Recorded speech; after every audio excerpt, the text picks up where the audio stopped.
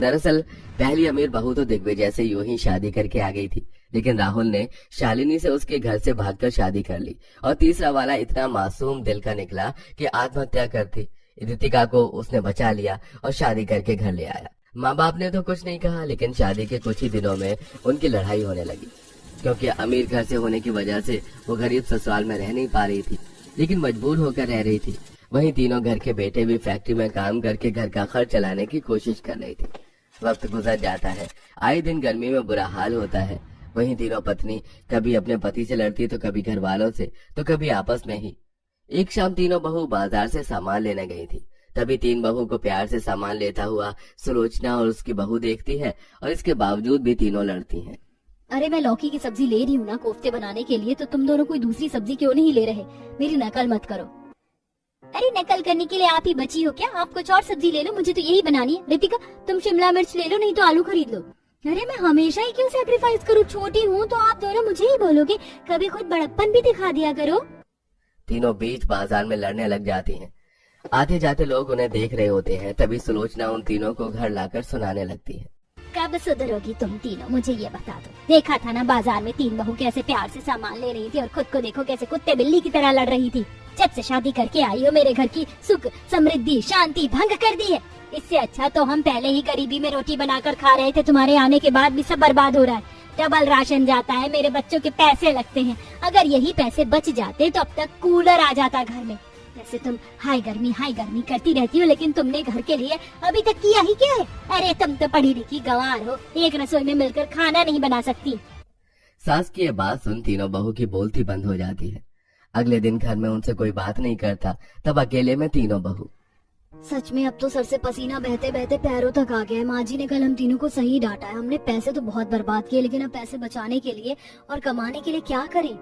दीदी ऐसा कुछ काम करते जो हमारी पढ़ाई लिखाई नॉलेज काम आए। मुझे समझ आ गया हमें क्या करना चाहिए। बड़ी दीदी ट्यूशन पढ़ा लेंगी, मुझे फॉर्म वगैरह ऑनलाइन डॉक्यूमेंट के काम अच्छे से आते हैं, मैं वो करूंगी। और तुम कंप्यूटर क्लास दे दो बच्चों को, हर महीने 500 रुपए फीस। हाँ, इससे हमारे घर वाले भी खुश हो जाएंगे और धीरे धीरे हम अपना घर बनवा लेंगे और एसी कूलर भी ले आएंगे, साथ में चूल्हा भी एक ही रखेंगे। हाँ बिल्कुल। तीनों बहू प्यार से घर में काम करने लगती हैं। बाकी के दो चूल्हे हटा देती हैं। साथ ही थोड़ा लोन लेकर रितिका 3-4 कंप्यूटर ले आती है, जहां आसपास के बच्चों को पर्चा बांटा जाता है। कंप्यूटर और कोचिंग क्लास के लिए दोनों बहू ट्यूशन पढ़ाती हैं, एक कंप्यूटर का और एक सब्जेक्ट का। बाकी तीसरी बहू घर के एक कोने में साइबर कैफे का काम खोल लेती है। लोगों के ऑनलाइन डॉक्यूमेंट भर के पैसे भेजकर और आधार कार्ड का काम करवाकर धीरे धीरे घर की आर्थिक स्थिति को बेहतर करने में मदद करती है। और 3 महीने में ही वो घर में EMI पर एक AC ले आती है, जिससे पूरे घर में AC की ठंडी हवा बहती है। साथ ही अब उनके ट्यूशन के बैच भी बहुत ज्यादा होते हैं। कंप्यूटर का लोन भी उतार देती है और घर में मॉडर्न रसोई भी बन जाती है। एक दिन अरे वाह, जैसे ही तुम तीनों की अकल पलटी इस घर की काया पलट गई। देखो तो अब तो हमारी रसोई भी बहुत अच्छी हो गई और घर में गर्मी की दिक्कत भी नहीं है। और माँ जी ये सब आपकी उस दिन की डांट की वजह से हुआ है, तभी हम संभल पाए। और अभी तो देखना आप, हम इसका ऊपर का फ्लोर बनाएंगे और फ्रिज भी लेकर आएंगे।